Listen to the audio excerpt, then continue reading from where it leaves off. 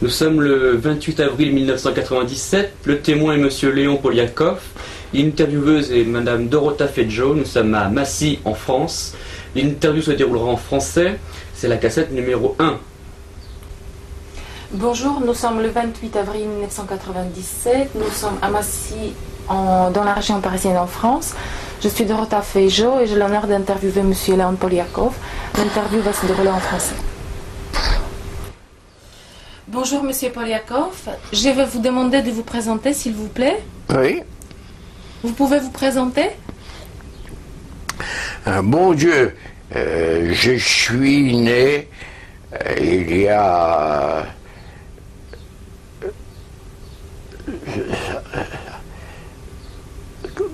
87 ans. Oui, donc c'est en à 1900. Saint-Pétersbourg. Oui. Et comme ma famille était bourgeoise, 10 ans après, au moment où il était devenu clair que les rouges, les communistes, allaient gagner, on a pris le bateau à Odessa et on est parti d'abord à Naples et ensuite à Paris, où je suis entré en classe de 8e du lycée Janson de Sailly. Avant qu'on arrive en France, je voudrais qu'on parle un tout petit peu de la période de votre vie en Russie. Est-ce que vous pourriez présenter un petit peu vos parents, parler de vos parents? Comment s'appelait votre mère? Comment s'appelait votre père?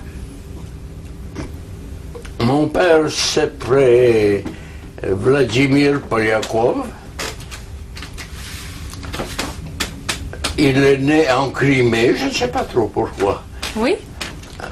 Mais bientôt, donc à l'âge adulte, il est arrivé à Odessa. Il a trouvé du travail dans une pharmacie. Il est tombé amoureux de la fille de la pharmacienne. Ils se sont mariés. Ils ont eu 5 filles. Après quoi, donc, son épouse est morte. Alors il a épousé quelqu'un qu'il connaissait déjà, ma mère, Fanny Friedman. Et comme premier enfant, ils ont également eu une fille. Ça faisait beaucoup. De sorte que quand je suis né, mon père recevait des télégrammes « Félicitons, mais ne croyons pas ». Voilà. Et donc, vous êtes né à Saint-Pétersbourg et vous avez vécu à Saint-Pétersbourg jusqu'à quel âge? Vous aviez quel âge?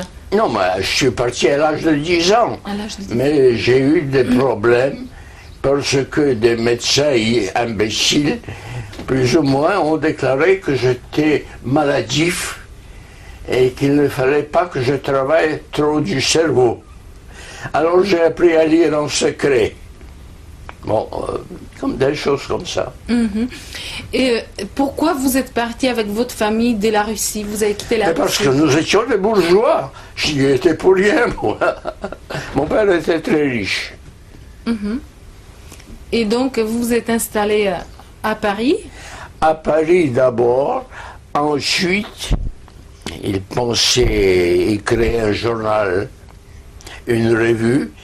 Nous sommes allés à Berlin. Oh, je me suis senti très bien.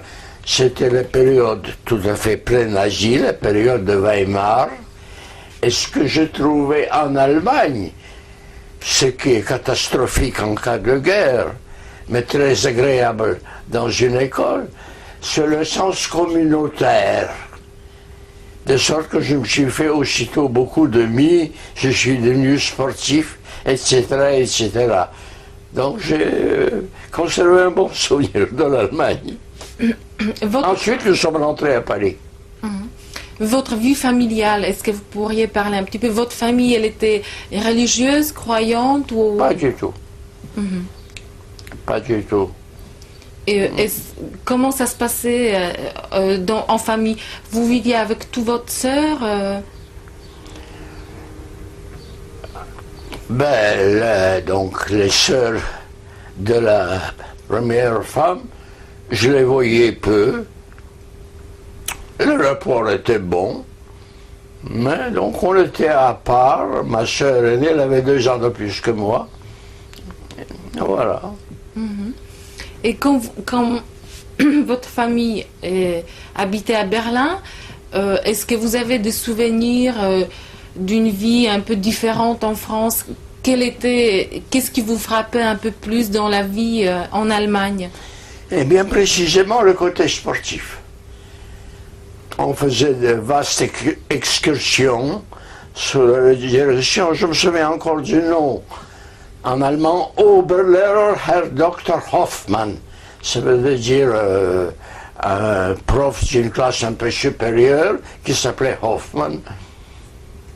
Et je me souviens même ses caractéristiques. Mon meilleur copain était également un juif russe. Une fois, il est allé dans la famille de ce professeur et il est devenu enthousiaste. Ah, si tu voyais sa femme, c'est une vraie Germaine, grande et blonde.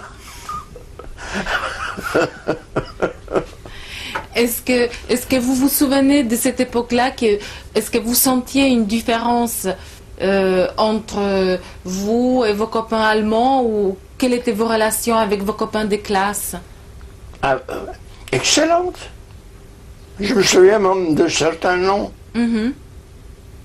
Est-ce qu'il y a des anecdotes qui sont liées à cette époque-là? Est-ce qu'il y a quelque chose qui vous vient à l'esprit de la vie de cette époque-là?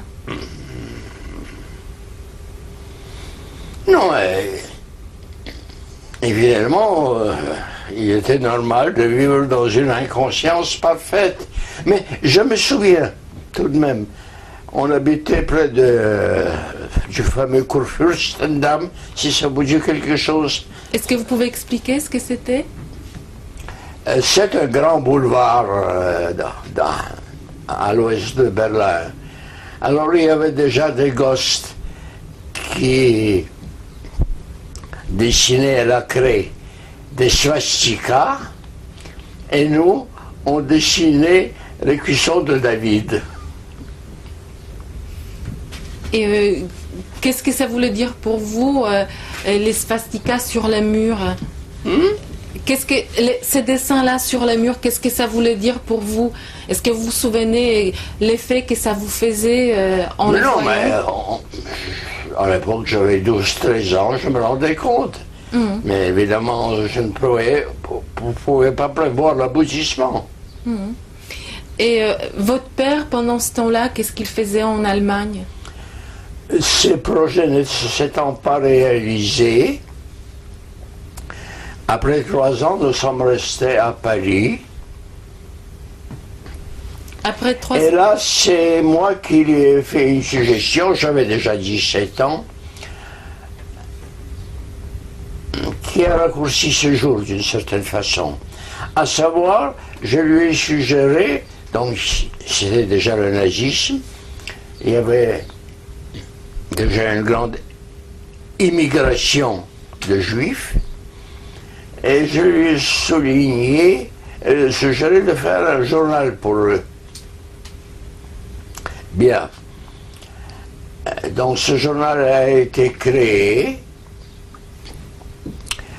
Le rédacteur en chef était bien connu.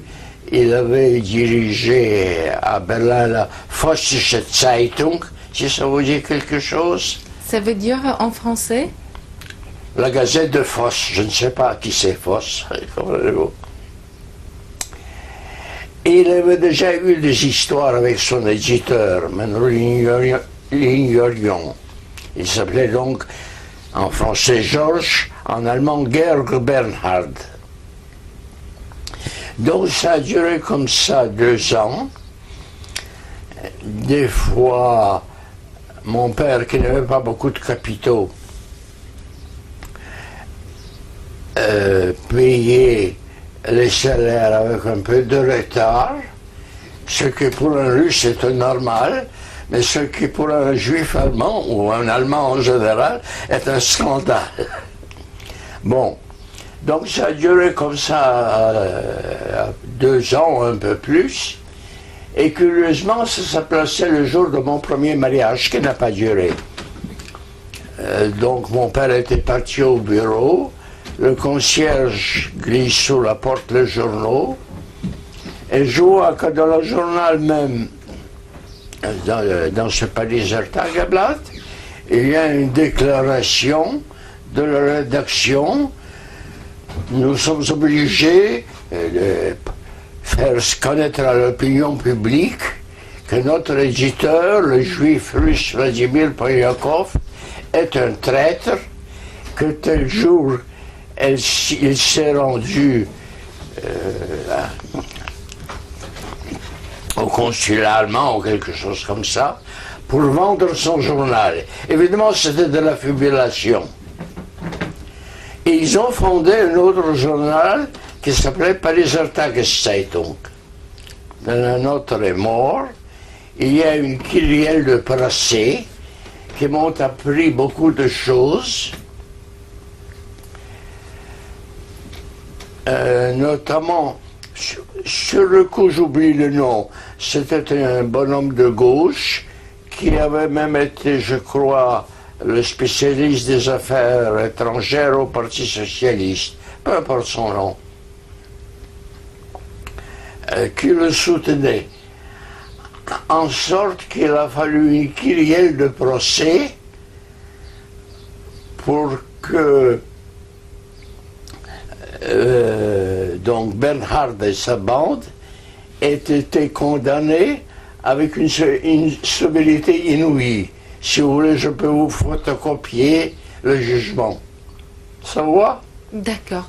Et comment vous pouvez expliquer le fait qu'ils ont fait ce mauvais coup à votre père?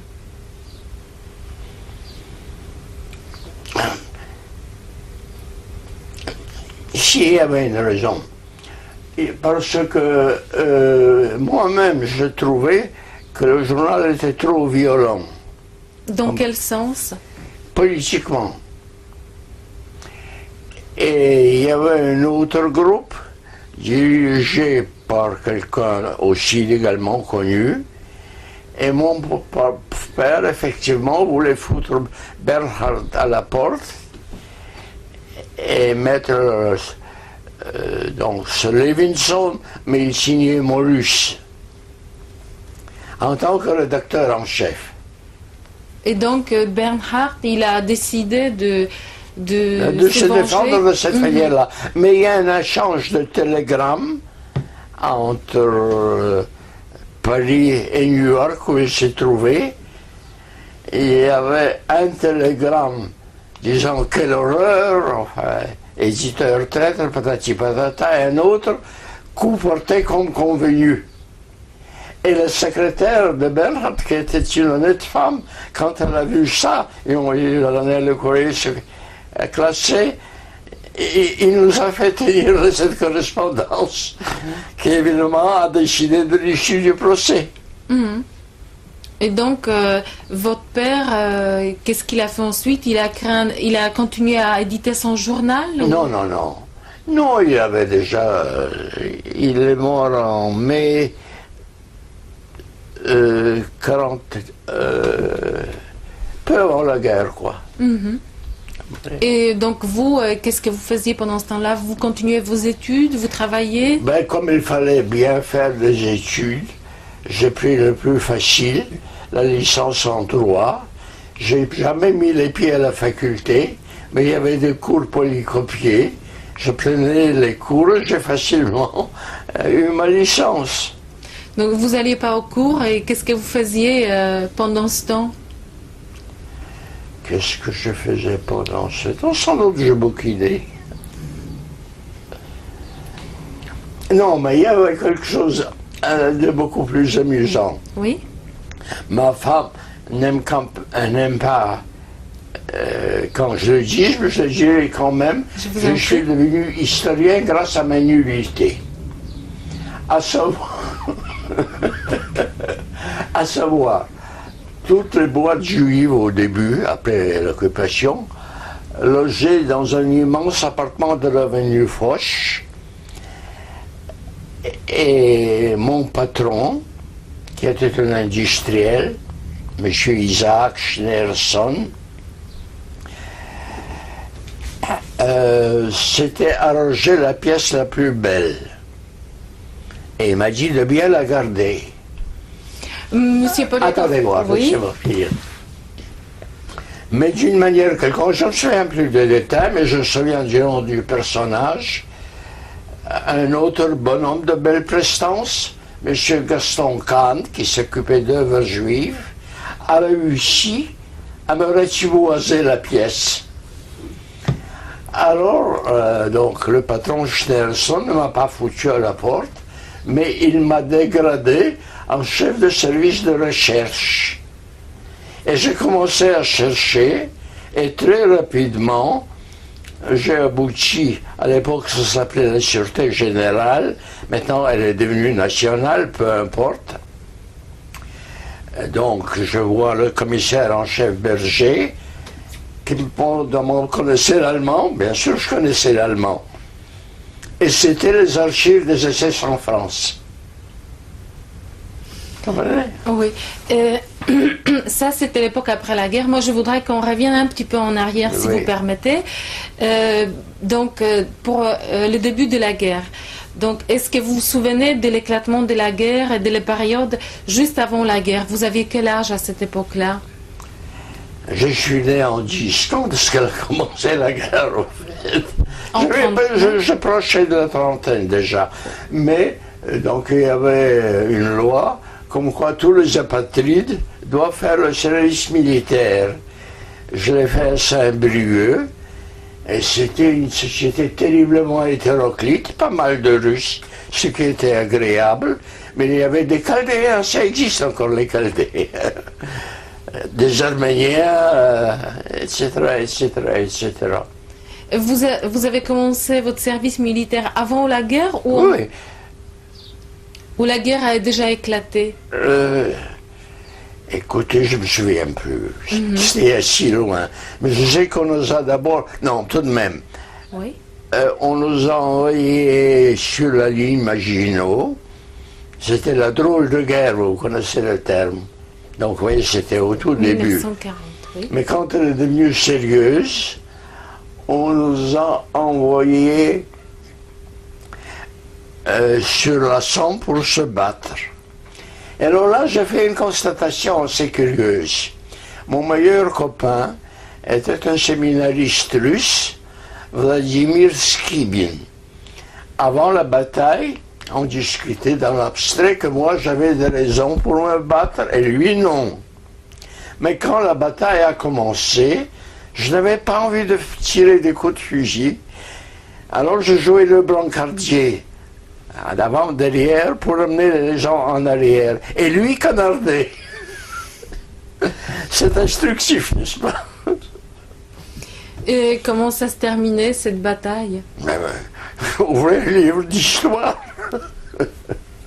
Et C'est ça, non. On a battu en retraite.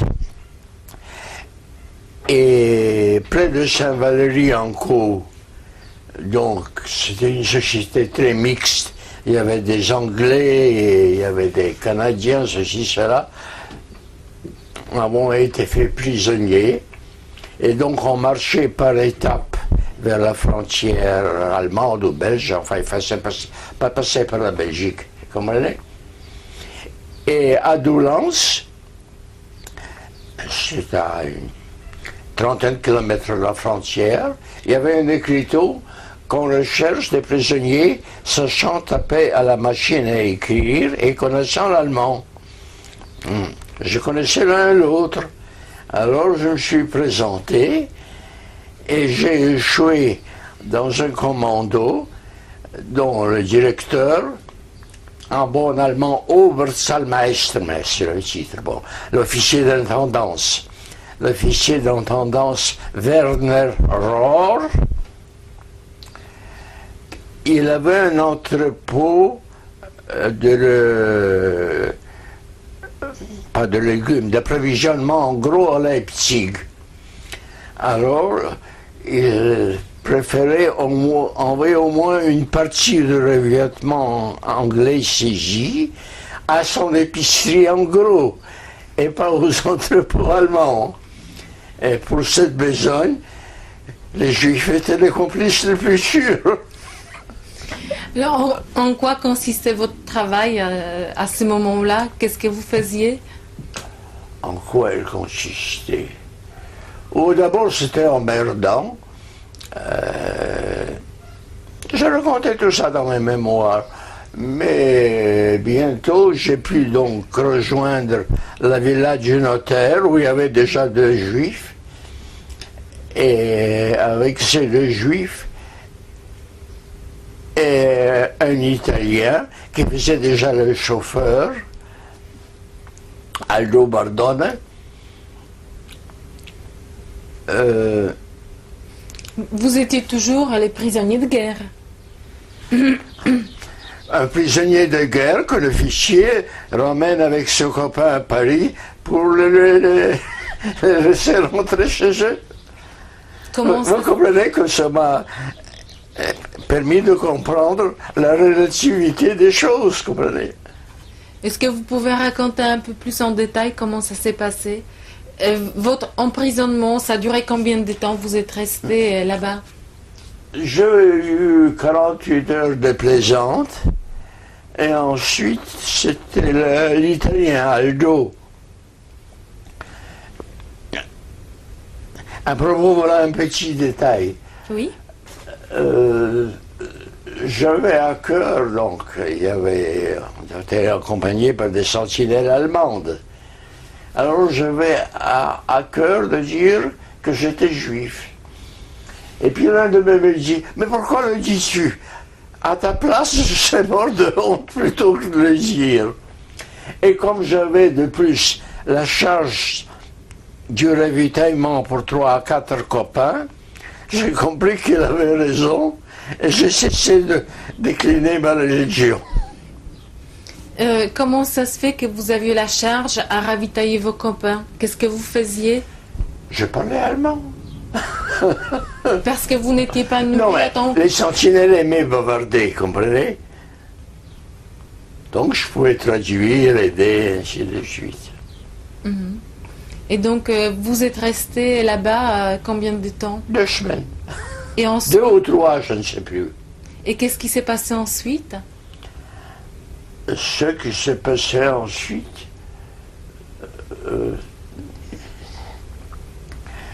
oui, là se place cet épisode dont je crois déjà avoir parlé.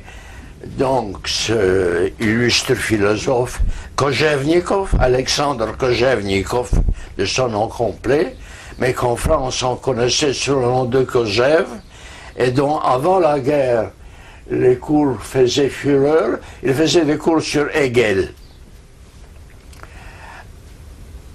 Donc, quand il a fallu se déclarer comme juif, alors il a essayé de me dissuader, disant que chez nous, les paysans, quand il fallait se déclarer, ils fuyaient dans les bois. Mais je me suis déclaré quand même. Donc c'était déjà après votre retour à Paris, après l'emprisonnement. C'est ça. Bon, mais ensuite, simplement, lorsque les choses sont devenues déplaisantes dans la zone occupée, je suis passé en zone nono, comme on disait. C'est l'expression. Mais encore quand vous étiez à Paris, qu'est-ce qui vous est paru de changer à cette époque-là?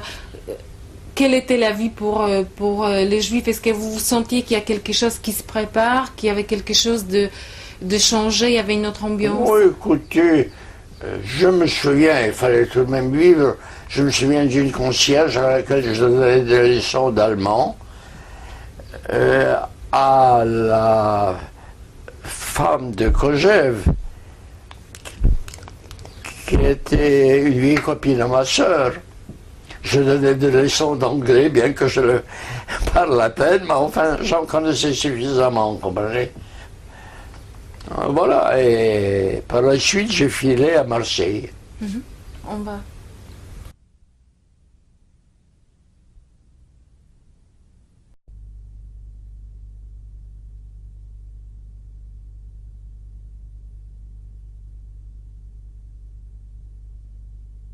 Monsieur Polyakov, est-ce que vous pourriez de parler un petit peu de la vie quotidienne à Paris avant que vous passiez en zone libre. Je me souviens que j'étais très bien ravitaillé. Avant la guerre, il y avait chez nous un homme de ménage, ça existe, d'origine arménienne, Jacob Bogorsukov, je me souviens de son nom, que j'aimais bien, mais que mon père a foutu à la porte. Et après, cet Arménien s'est débrouillé très bien pour trouver du ravitaillement. Et il m'aimait bien aussi, et alors il me ravitaillait en denrées rares, voilà. Et est-ce que vous voyez des changements par rapport à la vie avant la guerre pour les Juifs? Il y a des lois qui sortaient. Il y avait mais évidemment, et au printemps, il faut toujours se souvenir des années exactes. Donc je suis resté à peu près 6 mois à Paris. Et au printemps, on a commencé à emmerder les Juifs en zone occupée. Et c'est là que je suis passé dans la zone dite libre. J'avais des amis à Marseille. Et l'histoire est curieuse. Quand mon père est mort, je ne connaissais pas de rabbin. Alors je demandais à droite et à gauche, et on m'a recommandé un rabbin chassidique, ce sont les plus pieux, Zalman Schneerson. C'est la même lignée de Schneerson. Et donc il a officié à la mort de son père, puis il m'a demandé d'aller chaque jour chez lui pour faire une prière, mais ça m'a emmerdé et je n'ai pas fait la prière, peu importe. Et à Marseille, je le rencontre sur la Canebière, dans son atchifement chassidique, etc., etc. Alors il me propose de devenir son secrétaire. Alors je lui dis, monsieur le rabbin, vous savez très bien que je ne crois pas en Dieu. Alors il m'a dit, ça n'a pas la moindre importance, vous avez la Shekhinah. C'est une sorte de rayonnement censé émaner du corps de chaque juif. Bon, alors puisque j'avais cette Shekhinah, j'ai accepté. Et j'ai passé plusieurs mois à travailler avec lui. C'était très instructif. C'était de l'anthropologie, comme on dit. Qu'est-ce que vous faisiez? Il m'emmerdait, voilà pourquoi. Chaque matin, moi j'étais sérieux, je voulais recevoir les gens, répondre les courriers, mais lui, il était soucieux de la prière du matin. Et puisque j'avais la Shekhinah, il fallait que je fasse, il faut 10 personnes pour dire la prière du matin. Difficile de le ressembler.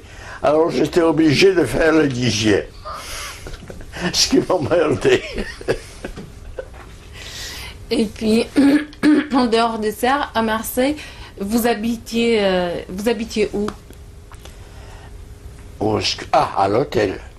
À l'hôtel. À l'hôtel. Je me souviens même que dans ce même hôtel, par la suite, ça c'était à Grenoble, j'ai beaucoup navigué, il y a eu une rafle, mais j'étais censé m'appeler Robert Paul et être né à l'Esquin, dans le Nord. Et quand ils ont vu ça, ils m'ont dit, et à juste titre, vous n'avez pas l'accent des ch'tis. Et ils m'ont amené à la permanence. Seulement l'un est sorti, l'autre est sorti, et je suis sorti aussi. Et j'étais libre comme elle est. Et à Marseille, avec le rabbin Schneerson, qu'est-ce que vous faisiez comme travail? Il avait une communauté de laquelle Il y avait une s'occupait. communauté de juifs pieux, parfois très riches, surtout ceux venant de Belgique, des diamantaires venus d'Anvers. Donc j'ai appris qu'un rabbin qui se respecte ne tend pas la main aux femmes, mais je crois qu'il faisait des dérogations quand la femme était très riche. Si je me souviens bien. Et finalement, nous nous sommes brouillés, et je crois que j'avais vraiment raison. Quelqu'un lui a filé un numéro de l'hebdo SS Das Reich, où Goebbels avait donné une interview disant qu'on ne veut aucun mal juif, on veut simplement une séparation absolue. Alors ça lui plaisait beaucoup.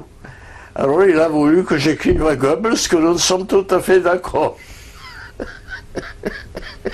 Ce que je n'ai pas voulu faire.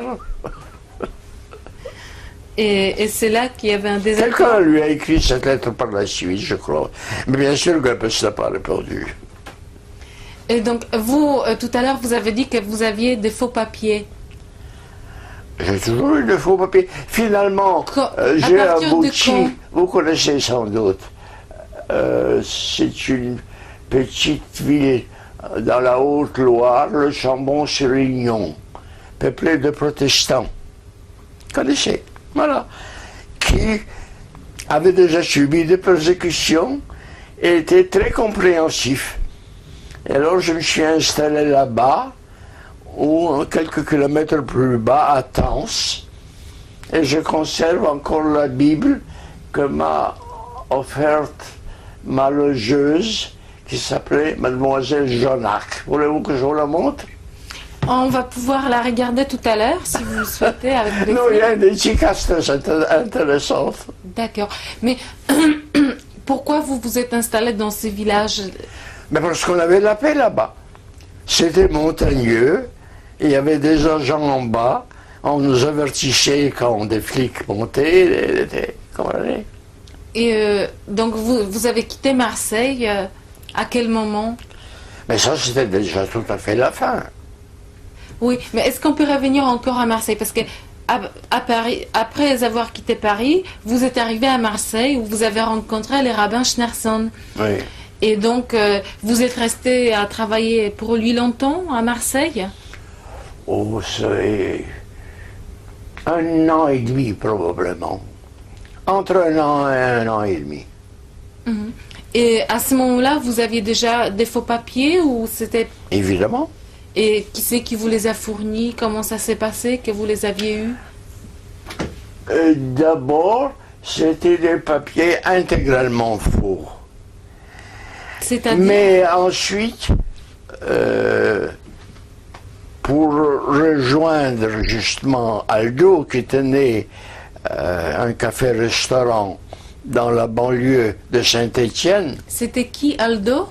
Osvaldo Bardone, C'était votre ami avec qui vous étiez prisonnier de guerre? c'est ça.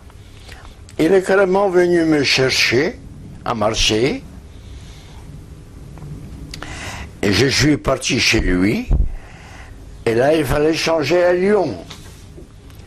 Et à Lyon, bien sûr, dès que je suis rentré à Paris, je me suis fait démobiliser, je n'avais pas d'explication à fournir, comprenez? Et là, je me suis fait établir des vrais faux papiers dans un commissariat. C'est-à-dire, comment vous avez fait?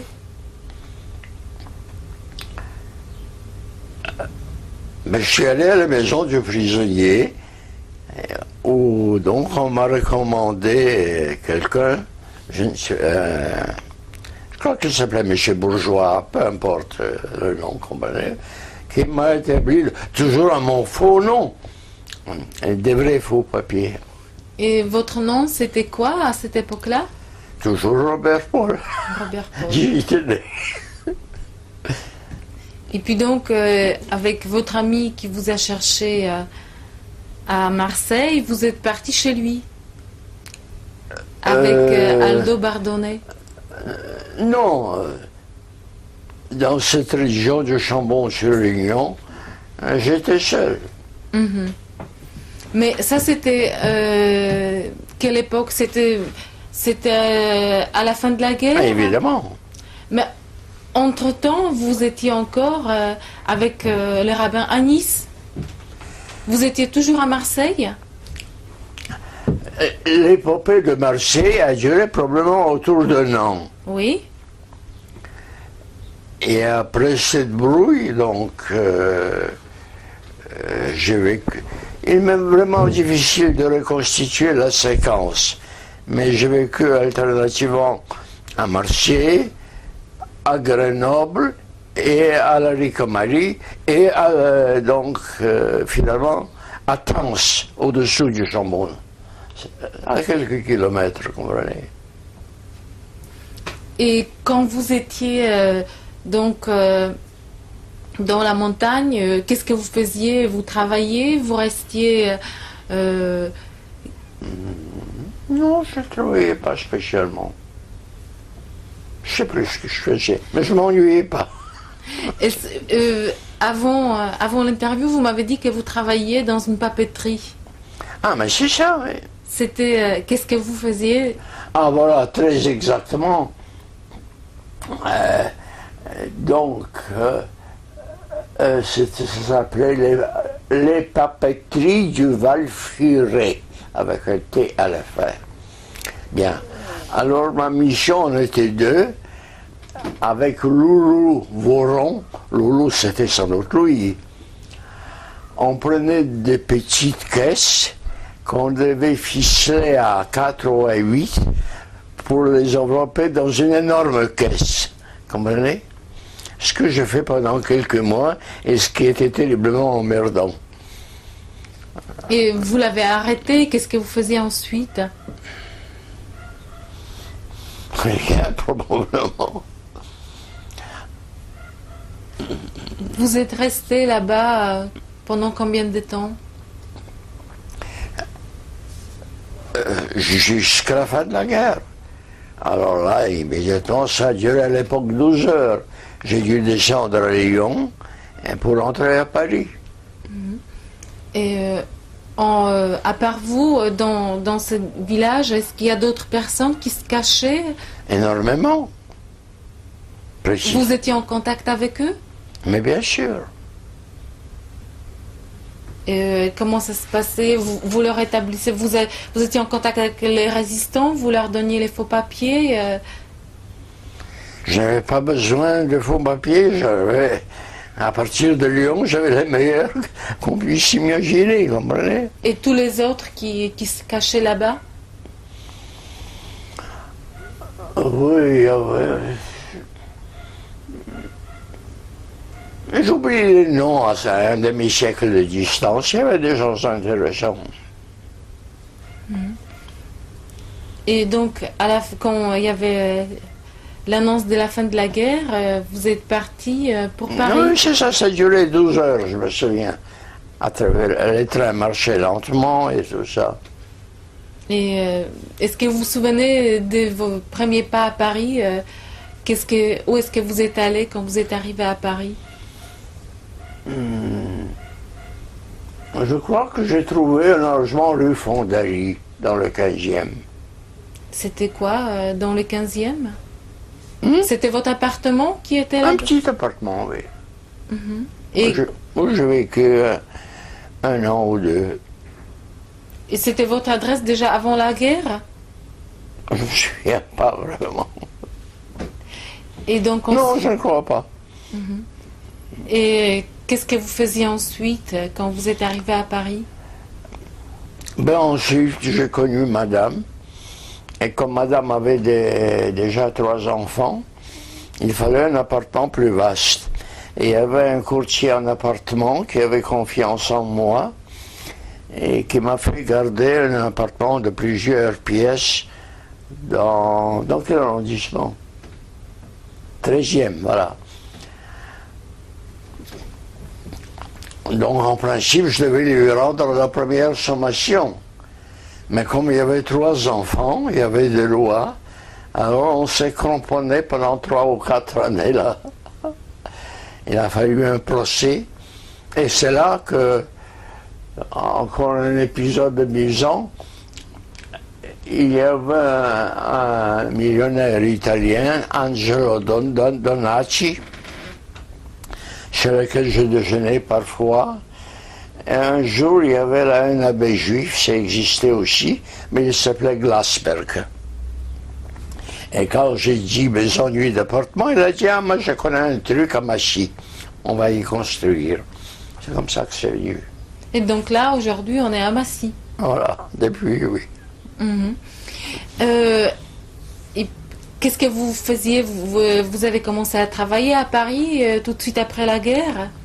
Non, mais ayant été dégommé et ayant mis la main sur les archives, bien sûr, je me commençais à écrire, me cachant de mon patron, parce que ce patron était très possessif. Il voulait publier lui-même, mais c'était idiot, ça n'avait aucun retentissement. Donc, sans rien lui dire, j'ai demandé encore Audi Kojève. Donc, je lui ai donné à lire d'abord mon manuscrit. Il dit, vous êtes très astucieux, vous faites parler les bourreaux et pas les victimes. Parce que les victimes, ils inondaient le marché avec leurs écrits sur le même sujet. Comprenez? En quoi consistait votre travail? C'était quoi le premier travail que vous avez écrit? Oui, le premier travail sérieux, c'était le bréviaire de la haine. Et je suis donc là, je l'ai fait lire par Kojève, qui m'a dit, vous êtes astucieux, vous faites parler les bourreaux, pas les victimes. Et comme il était du dernier bien avec Raymond Aron, un autre philosophe, voilà comment c'est venu. Donc c'est avec leur aide que vous avez pu publier le bréviaire de la haine. Mais est-ce que vous pouvez parler, comment c'est arrivé que vous avez tombé sur les archives? Vous travaillez dans un cadre d'un... Un coup de chance. J'avais une lettre de recommandation, j'entre, j'interroge, et l'autre ne connaissait pas l'allemand. Alors même je suis devenu le conseiller, je disais là il faut poursuivre, là il ne faut pas poursuivre. Et qu'est-ce qui s'est passé avec ces documents ensuite que vous avez retrouvé les archives des SS? Qu'est-ce qu'ils sont devenus ces archives? Maintenant, les originaux se trouvent au centre de documentation. C'est ce que je relate ici précisément. C'est vous qui êtes à l'origine du centre de la documentation Absolument. juive contemporaine? Absolument. Sans eux, il n'aurait rien eu, il n'y aurait pas eu de centre de documentation. Est-ce que vous pourrez décrire un petit peu les débuts du centre? Comment vous pouviez travailler, comment vous pouviez ramasser tous les documents qui s'y trouvent? Qu'est-ce que c'est que cette affiche? Je vous en prie, est-ce que... Mais en mettant une affiche, je n'arrive pas à la lire. Alors que faire? Comment vous faisiez pour gagner votre vie? Ce que je faisais pour gagner ma vie. Ah, un détail intéressant. Donc, le rabbin chassidique, là, c'était tout de même voilà ce qui est arrivé. Il m'avait envoyé quelque part, on vendait des fausses cartes de pain pour nourrir les gens qui étaient dans les camps. C'était pendant la guerre encore? Oui. Et je les prends, et tout d'un coup, il y a une rafle à Marseille, je ne sais plus à quel endroit. Alors j'ai voulu les jeter dans un caniveau. Hop. Alors on me conduit à la prison.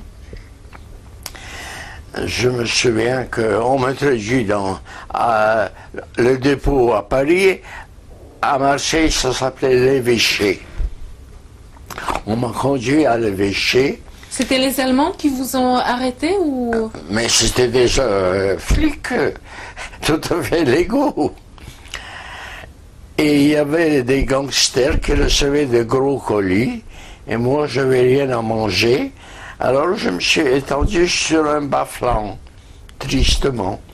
Et tout d'un coup, quelqu'un me frappe à la cheville. C'était un arabe qui me tend une cigarette. Voilà le seul contact vivant que j'ai eu avec un arabe. Et qu'est-ce qui s'est passé ensuite? On vous a libéré? Ensuite, non, il y a un procès. Kojève, qui était un homme illustre, a témoigné en ma faveur. Et je m'en suis tiré avec les 15 jours que j'avais déjà passé en prison. Et donc vous étiez libéré, et les cartes d'alimentation, qu'est-ce qu'elles sont devenues? Écoute, je n'en sais, il faut demander ça aux flics.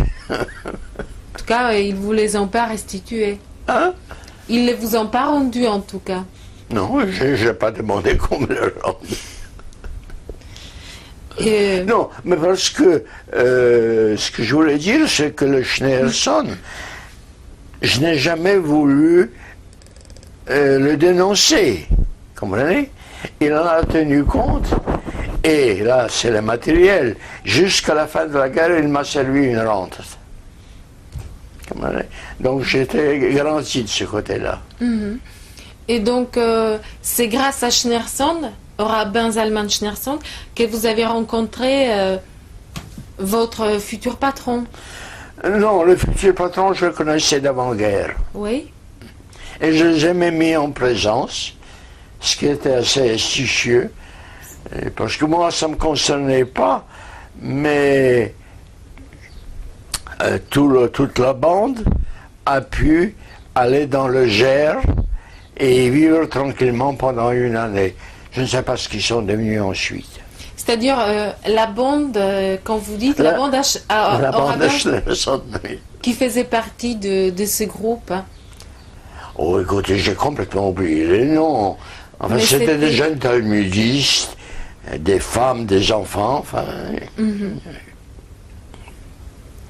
Et donc, ça c'est un retour en arrière. Est-ce qu'on peut revenir donc à l'après-guerre, à votre travail au centre de la documentation juive?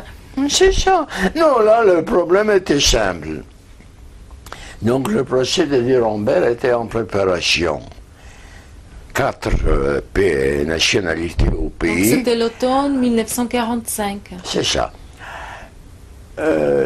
Donc, les Russes, les Anglais et les Américains, dans leur zone, avaient trouvé beaucoup d'archives. Mais les Français, dans leur petite zone au sud, n'ont rien trouvé du tout. Ce qui était gênant.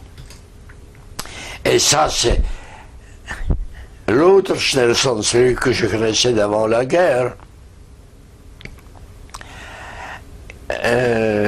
Donc, il avait inventé le centre de documentation. Il avait 2 relations. Et finalement, j'ai abouti, c'était l'un des procureurs, Edgar Faure, le nom est connu, il est devenu ministre, etc.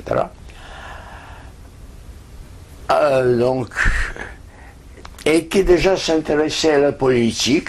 Or, j'étais vite devenu copain avec ceux qui parlaient russe. Donc, la place était mesurée à Nuremberg, comprenez? Il faisait tout son possible pour me garder.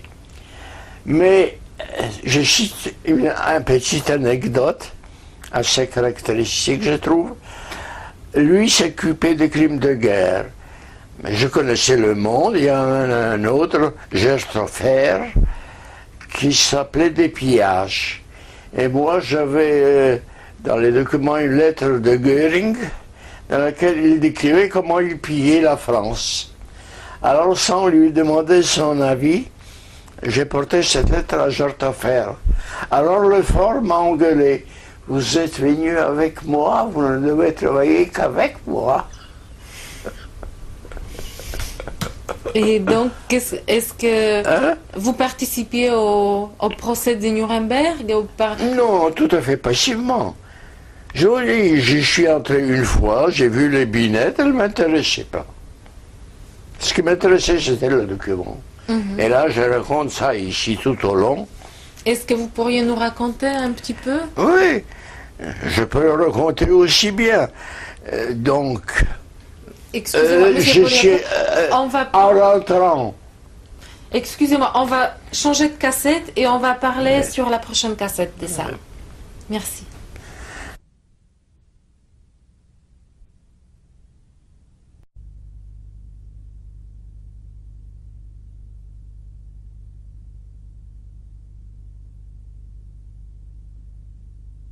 Poliakov, tout à l'heure, vous nous avez dit qu'il y a un incident qui s'est passé à Nice. Est-ce que vous pourriez le raconter? C'était pendant la guerre. Exactement. Or, les nazis venaient de faire irruption à Nice aussi. Et les rafles faisaient rage. Et alors, je ne sais plus par qui, mais on a mis à notre disposition un appartement inoccupé. C'était à la disposition de vous et des rabbins Schneerson. Ah oui, oui. Vous étiez ensemble. Et ça tombait le jour de la nouvelle année juive. C'est là, en automne que ça tombe.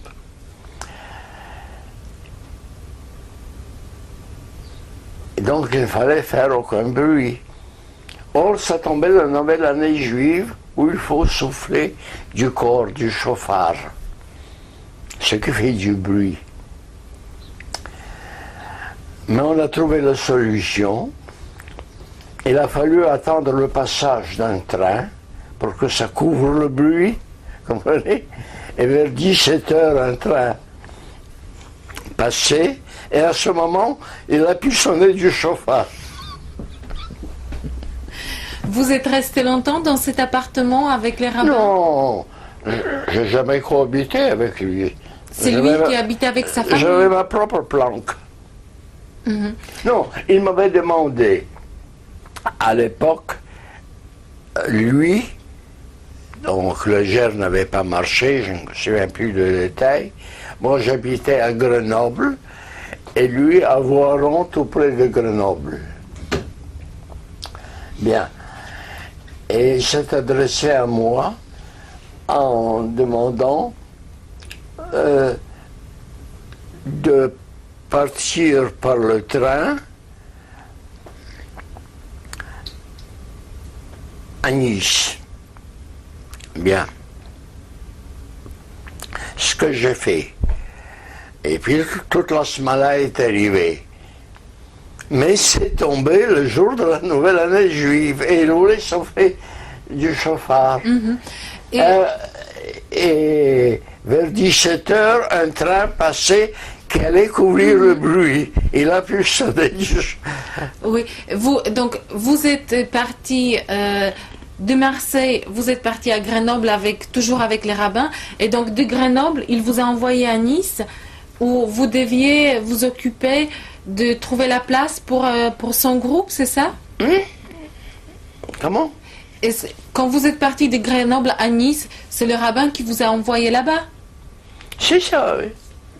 Dans quel but il vous a envoyé? Qu'est-ce que vous deviez faire à Nice? Pour préparer l'appartement, pour l'aider. Bon, j'ai accepté, pourquoi pas. Et donc vous avez réussi à trouver les appartements pour loger tout le monde? Mais puisque j'ai trouvé un appartement, je ne sais plus du tout comment et par qui, comprenez? Mais j'ai trouvé. Voilà. C'est l'incident religieux. Donc, ça c'était encore à la période de la guerre. Et par contre, on était toujours, on faisait des sauts, on était dans la période d'après-guerre où vous étiez au procès de Nuremberg. Oui. Et... Oui, là, c'est un tout autre problème. C'est-à-dire que, donc, le Schneerson du centre de documentation était terriblement possessif. Il voulait tout publier lui-même. Oui, ça, on a déjà parlé de ça. Moi, ce que je voudrais vous demander, c'est à Nuremberg, quand vous étiez déjà pendant la période des procès, vous aviez pu ramasser des documents pour le centre. Non, mais pour y revenir, il ne voulait pas me payer le voyage. Oui. Alors je me suis j'étais en bon terme avec feu Alfred Métro, un anthropologue qui était à l'UNESCO. Et c'est lui qui m'a payé le voyage à Nuremberg. Vous comprenez? Et donc vous vous êtes retrouvé à Nuremberg, vous avez pu contacter des gens qui participaient? Non, mais il n'y avait pas de problème. Et même c'est assez anecdotique. Moi, je n'avais pas envie de rester en permanence en Nuremberg. J'avais d'autres intérêts et d'autres préoccupations à Paris. Mais il y avait un garçon qui s'appelait Billig, qui lui était tout près d'aller en permanence à Nuremberg. Et alors le point anecdotique, c'est que donc dans le registre des États auxquels il fallait communiquer les documents, il y avait, mettons, une division suédoise, une division hollandaise, et il y avait une division Billig, le nom de ce bonhomme. Et quel rôle vous aviez pendant les procès de Nuremberg? Qu'est-ce que vous faisiez à Nuremberg? Ben, j'ai ramassé des documents. C'était la seule et unique chose qui m'intéressait. Parmi les documents que vous avez pu ramasser, il y avait quelque chose de très intéressant qui vous tient spécialement à cœur. Qu'est-ce que, parmi ces documents-là, qu'est-ce que vous avez retenu le plus?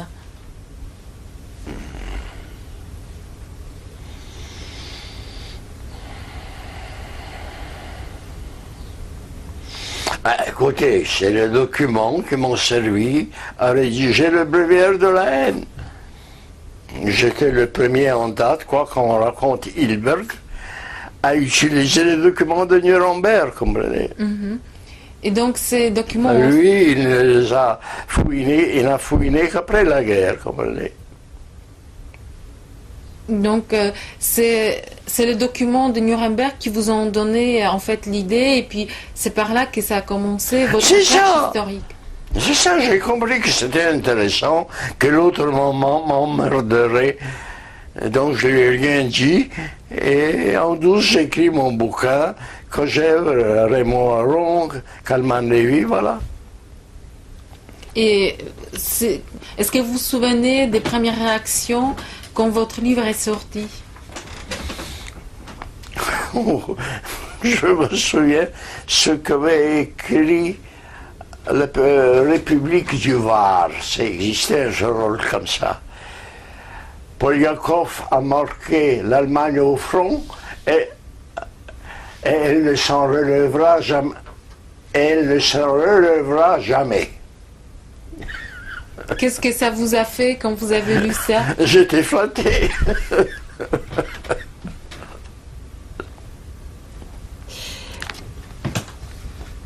Est-ce que vous êtes resté longtemps dans les centres de la documentation? Vous avez travaillé pendant longtemps? Qu'est-ce que vous faisiez ensuite? Vous travailliez dans un autre cadre? Non, qu'est-ce que je faisais ensuite? Vous aviez pu enseigner tout ce que vous avez ramassé dans le document? Non. J'ai pu, à travers des amis communs, joindre Feu Fernand Brodel, qui était un grand historien,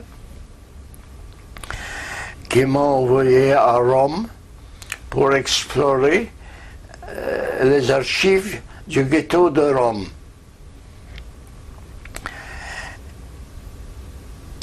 Et tenez, vous voyez derrière vous ce grand livre jaune. C'est l'original.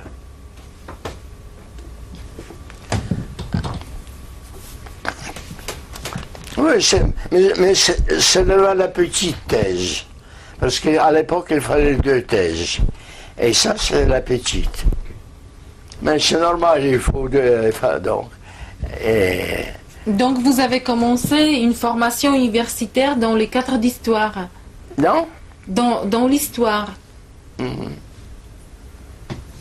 Et vous l'avez fait où? Dans quelle université?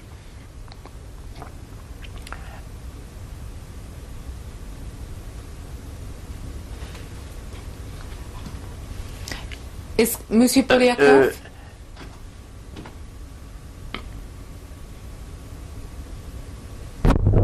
ma licence en droit ne pouvait pas me servir à grand-chose. oui. J'ai pu établir c'est devenu une licence en histoire par la suite. Voilà. J'ai pu changer. Mhm. Et donc ensuite, vous avez eu votre thèse de doctorat C'est en ça. histoire. C'est ça. Et vous avez pu exercer votre métier d'historien dans une université? J'ai fait quelques conférences, mais pas beaucoup. Ce qui m'intéressait, c'est d'écrire. Et, Le séminaire. et vous avez pu donc donner des séminaires, des cours sur vos travaux? Oui, mais pas très systématiquement. Et votre recherche historique, vous l'avez fait dans quel cadre? Dans une université ou alors c'était... Non, au Centre national de la recherche scientifique. Je suis monté jusqu'au maximum, quoi, directeur de la recherche. Et donc vous avez pu consacrer en fait votre vie à l'étude des archives et de tout ce que vous avez ramassé et C'est d'écrire. ça, de les exploiter, d'écrire un tas de bouquins, quoi. Parmi les ouvrages que vous avez écrits, est-ce qu'il y a un titre qui vous tient le plus à cœur? Ah, il y en a un qui a vraiment fait le tour du monde. Oui. C'est le mythe arien. Il a été traduit absolument dans toutes les langues. Japonais, russe, brésilien. Et vous l'avez écrit en quelle année? En quelle année? C'était très simple. J'avais presque achevé l'histoire de l'antisémitisme. Or, le mythe de l'arien, c'est l'envers. Comprenez? Donc, je connaissais déjà le matériel. Mhm.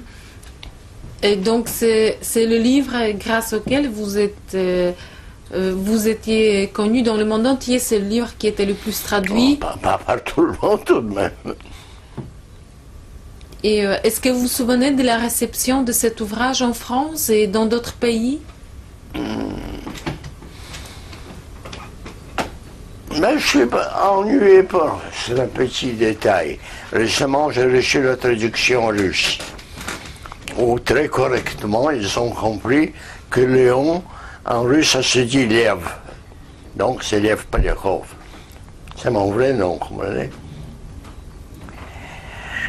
Et ils ont mis une conclusion qui m'a beaucoup plu. Et je voulais leur écrire, mais je n'ai pas leur adresse, parce que c'est mis le bouquin pour uniquement l'indication Saint-Pétersbourg, sans adresse, alors je n'arrive pas à leur écrire. C'est la note qui vous a plu, ce qu'ils ont mis dans le livre, c'est quoi? Comment? Il y a quelque chose dans le livre qui vous a plu, c'était le fait qu'ils ont mis votre prénom, pas Léon, mais Lev. Oui. Et est-ce qu'il y a quelque chose qui est lié à ces prénoms? Pourquoi vos parents vous ont donné ces prénoms-là et pas un autre? C'est très simple. Je suis né quelques jours après la mort du grand Léon Tolstoï. Et donc c'est en hommage à Tolstoï.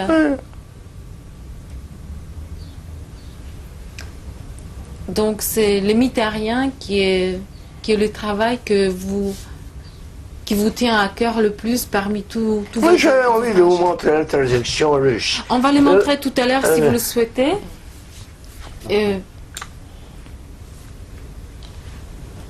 Est-ce que, à part tout ce que vous avez dit tout à l'heure, est-ce qu'il y a encore d'autres choses que vous voudriez ajouter, des choses qui vous tiennent à cœur que vous n'avez pas parlé, dont vous n'avez pas parlé?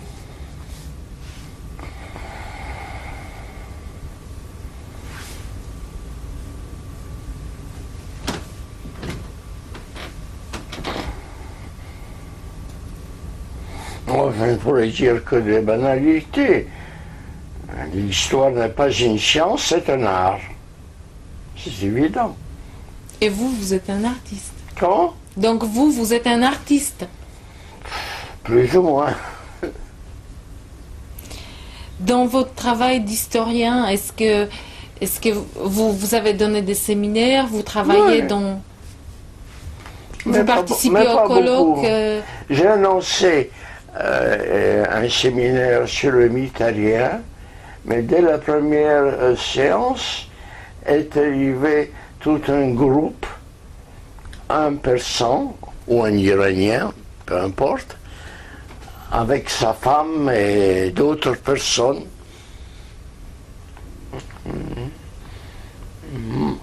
Mon exposé ne leur a pas plu, ils ne sont pas revenus et ça m'a arrangé. Et vous avez eu une discussion avec eux et, Comment? après le premier séminaire, vous aviez une discussion avec eux et ils vous ont dit qu'il y a quelque chose... Oh, je me souviens plus.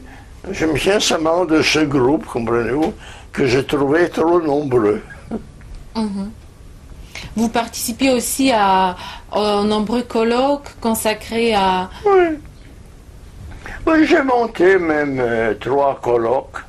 C'était lesquels? Il y a un centre de colloques à Cerisy, en Normandie. Je peux vous montrer les 3. On va les montrer tout à l'heure, à la fin, si vous le souhaitez.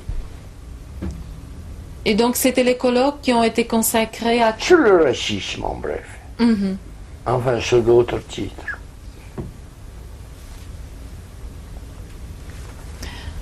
Dans votre travail d'historien, vous avez eu des contacts avec de nombreuses personnalités avec lesquelles vous étiez amené à travailler. Est-ce que parmi des gens que vous connaissiez, il y a des personnes auxquelles vous tenez... Elle est morte, non. Et je vais vous expliquer pourquoi. Attendez, je vous... Oui? Non. Donc, je pourrais vous montrer tout à l'heure.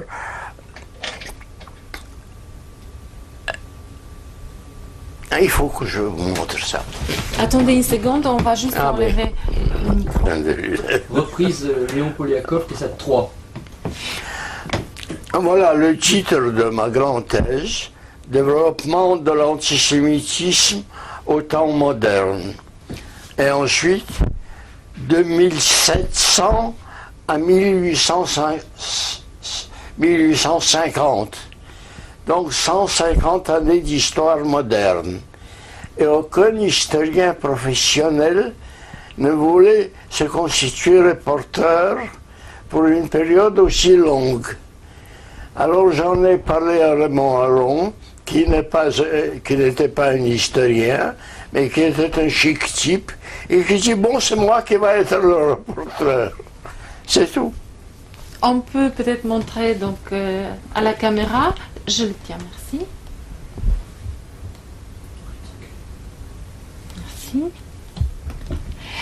Merci. À part Raymond Aron, est-ce qu'il y a d'autres personnes, d'autres personnalités avec lesquelles vous étiez en contact, qui vous ont influencé dans votre travail?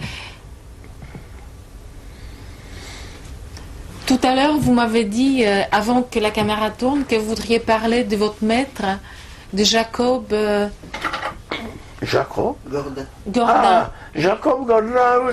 On ne peut pas dire que c'est mon maître. C'est moi plutôt qui l'ai aidé. Oui. C'était, comme le disait spirituellement, précisément Kojève, Gordin fut un juif philosophe et il est devenu un philosophe juif. Vous voyez la formule.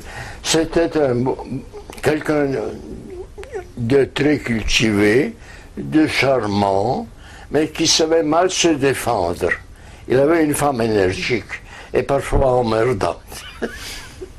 Et j'ai beaucoup aidé pour trouver un job et des choses comme ça. Mhm.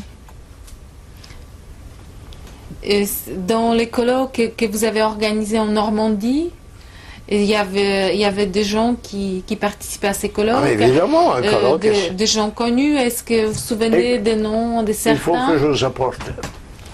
Donc, on vous souhaitait.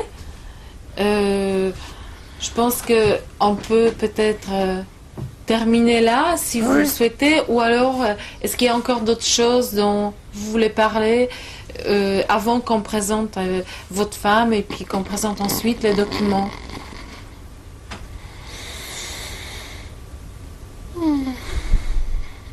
Je crois que ma femme est plus intéressante que moi pour Pourquoi? le sujet à proprement parler. Pourtant, vous avez consacré toute votre vie Oui, à ce mais sujet-là. à travers les bouquins et pas directement. Pourtant- Tandis qu'elle s'est occupée des enfants directement. Oui, mais Monsieur Polyakov, vous êtes très modeste, mais vous avez quand même travaillé beaucoup pendant la guerre dans la résistance. Vous avez aidé les groupes de Menacé. de Schneerson, Oui, dont vous avez parlé finalement très peu. oui, mais être menacé d'être fusillé parce qu'on est né en Italie ou quelque chose comme ça m'est pas arrivé. On va parler la prochaine fois aussi avec votre femme qui va nous raconter cette histoire. Et donc là, je voudrais vous remercier pour nous accueillir et pour ce témoignage, pour cette interview. Et donc on va peut-être terminer là-dessus. Et on va pouvoir présenter aussi votre femme si vous le souhaitez. Oui, entre-temps, je vais sortir les 3 thèses et on finira. Merci. Monsieur Polyakov, à vos côtés, il y a votre femme. Est-ce que vous pouvez la présenter? Mais c'est assez simple. C'est une artiste, une musicienne, mais au fond, elle est plus réaliste que moi. C'est donc Madame Germaine Polyakov. Voilà. Madame Polyakov, est-ce que vous pourriez nous dire comment vous vous êtes rencontrée avec votre mari? Vous avez le micro juste là. Oui? Est-ce que vous vous souvenez de votre première rencontre? Ah, c'est très romantique. J'étais revenue de la guerre où j'étais réfugiée dans le centre de la France avec mes 3 enfants. Mon premier mari m'avait quitté. Ces 3 enfants avaient respectivement 1, 2 et 3 ans. Et j'étais dans un hôtel désaffecté de la porte de Saint-Cloud, sans ressources. Enfin, c'était assez tragique. Mais enfin, je suis d'un caractère très gai, je ne me rendais pas bien compte de la situation. J'avais 26 ans avec 3 enfants. Et Monsieur Gordin, dont mon mari vous a parlé tout à l'heure, était donc le mari de Madame Gordin, qui était une montessorienne, qui avait qui a toujours eu des jardins d'enfants, mais qui était directrice de la colonie des enfants juifs, dont j'étais la cheftaine en Corrèze. Je ne sais pas si je parle suffisamment bien. Et j'ai appris qu'elle habitait, cette Madame Gordin, avec Monsieur Gordin, à quelques pas de cet hôtel désaffecté. Et que Monsieur Gordin faisait quelques cours de philosophie. Et comme j'avais beaucoup de travail avec mes petits-enfants, je l'ai laissé avec une voisine, et puis j'allais à ce cours qui était à quelques pas. Et un jour, où j'étais à ce cours, je rentre à ce cours, je vois un monsieur brun, très brun, avec des yeux très bleus, qui était assis sur un canapé. Et il y avait beaucoup de monde dans ce salon, et il m'a simplement fait ce geste. Il y a de la place ici, à côté de moi. Donc, voilà comment je l'ai connu. Je me suis assis à côté de lui, et puis le lendemain, il me téléphonait à l'hôtel pour me dire, vous voulez pas qu'on sorte, j'ai 3 enfants, comment voulez-vous que je les laisse? Enfin, on bavardait en bas de l'hôtel ensemble, comme ça pendant très longtemps. Et voilà. Vous vous êtes mariés quand? Alors, on s'est donc connus en 1947, et on s'est mariés en 52. Ça fait qu'on ne s'est jamais lâché. Les enfants étant à l'école, nous sommes passés à la mairie un jour. Et quelques années plus tard, il a voulu qu'on se marie religieusement, bien que n'étant religieux ni l'un ni l'autre, parce qu'il pensait qu'il fallait peut-être partir en Israël, et l'enfant qu'on avait eu... Ah non. Ça, c'est autre chose, je passe. Je me trompe là. Et vous aviez eu aussi un fils On a eu un fils en 1960, qui s'appelle? qui s'appelle Jean-Michael. Il est là. Donc on va le voir tout à l'heure Oui, sur la d'accord. photo. D'accord. Je vous remercie beaucoup et puis on va se revoir bientôt pour votre témoignage. D'accord.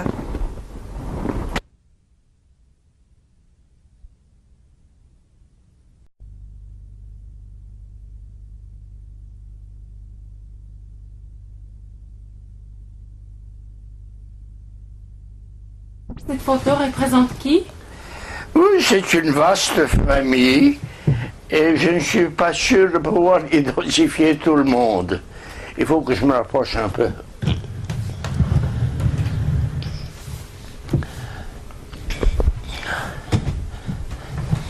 Voilà, alors je commence par la hausse à droite. Ça, ce gros monsieur barbu, ce fut le mari d'une sœur déjà décédée. Ça, ce fut ma mère.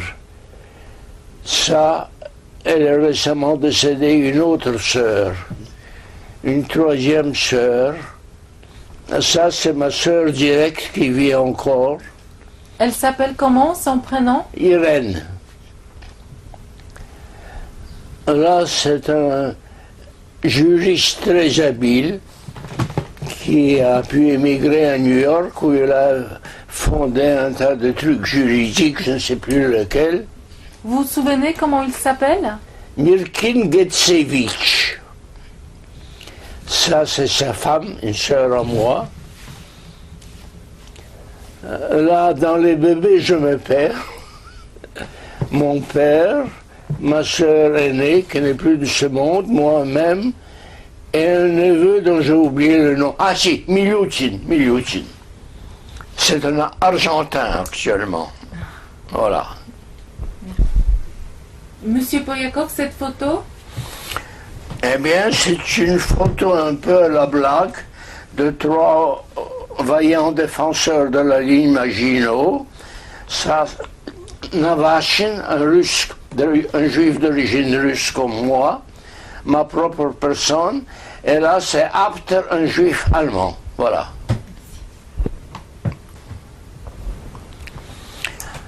Ça, c'est sans doute un riche donateur. Ça, j'ignore qui c'est. Et ça, c'est le rabbin qui voulait absolument souffler du chauffard. C'est donc ce que dans mes mémoires, j'appelle l'auberge des musiciens. Musiciens ayant été à l'époque un des mots codes pour désigner les juifs. Breton en était un autre. Bon. Donc c'est l'auberge de votre ami Osvaldo Bordone.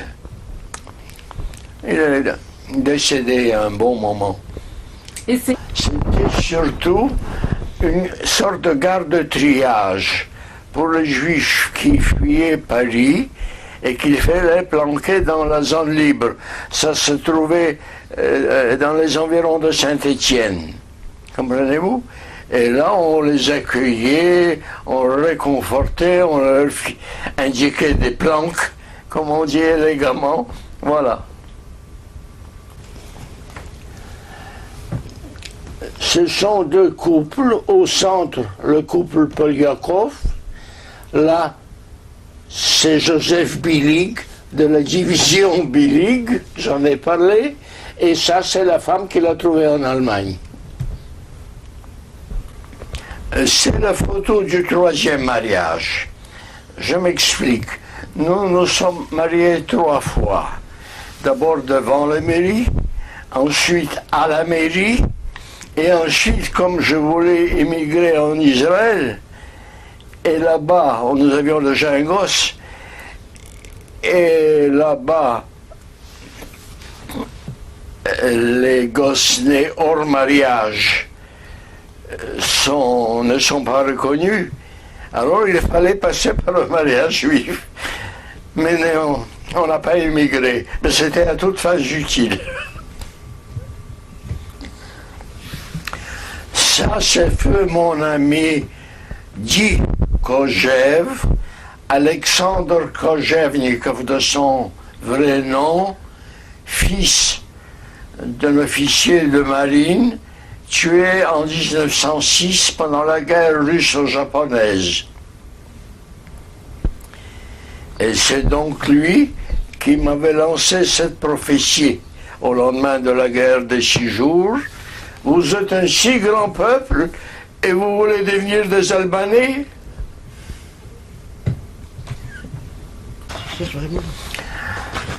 C'est le château de Cerisy où au cours des années 70, j'ai organisé 3 colloques. Mais mes livres étant très dispersés, je n'ai que ces 2-là. Donc ça, ce sont des livres qui ont été édités à la suite de ces colloques de Cerisy. C'est ça, c'est simplement le teneur de ces colloques. D'accord.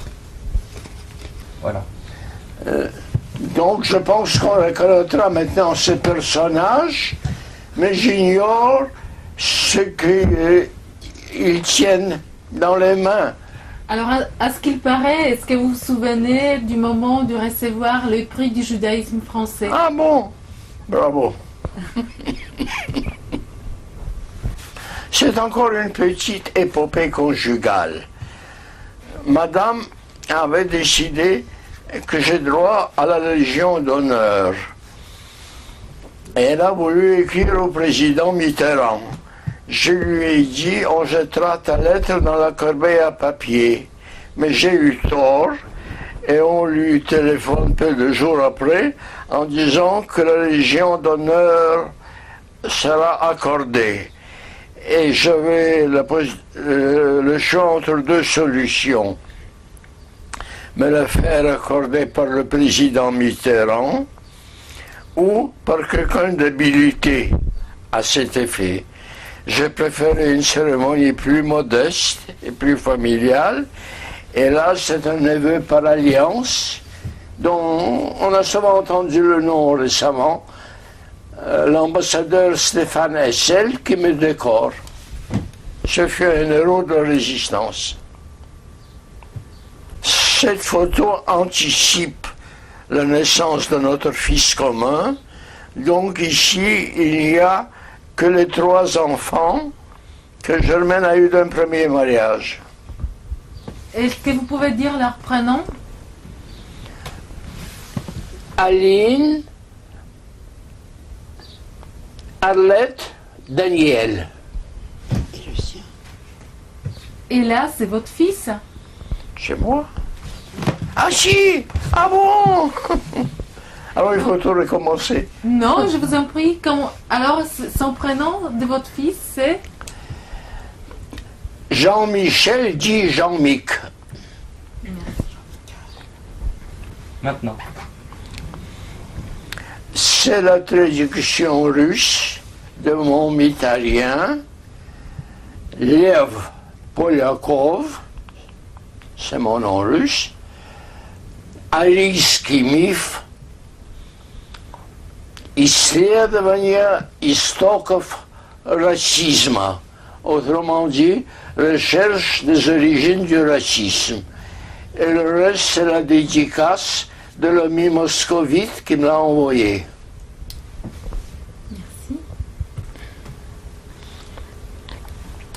Merci. Donc, ce sont mes 2 premiers petits livres publiés par les éditions du Centre.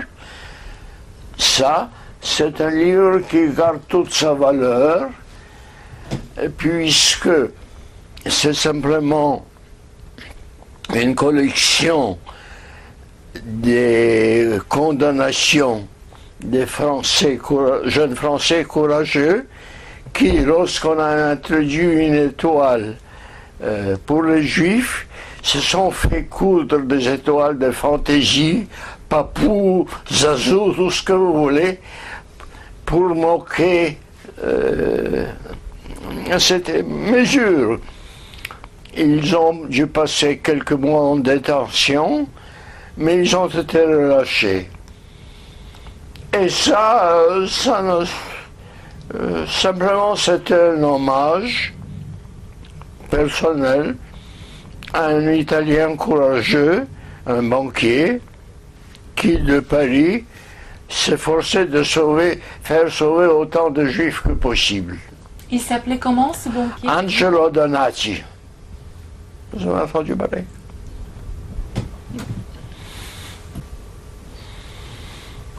Oui, ça donc c'est le premier bouquin que je fais au nez à la barbe du patron possessif, puisqu'il est sorti chez Calman Levy. Donc c'est la première Oui. édition. Ce qui est curieux, c'est que au début, le monde, dans les premiers mois en tout cas, avait adopté l'ancienne formule du temps, un feuilleton littéraire en bas de page. Et là, il y avait le feuilleton de Maurice Garçon, un grand avocat de l'époque que j'ai connu, et qui critiquait le titre ambigu et déplaisant, mais pour le reste, louait longuement la sérénité de l'ouvrage. Et quelqu'un, ce qui n'est pas marqué là-dessus, m'a obtenu, je ne sais pas qui, probablement Raymond Aron, m'a obtenu la préface de François Mauriac. Je suppose qu'on connaît encore le nom. Merci beaucoup, Monsieur Poliakov.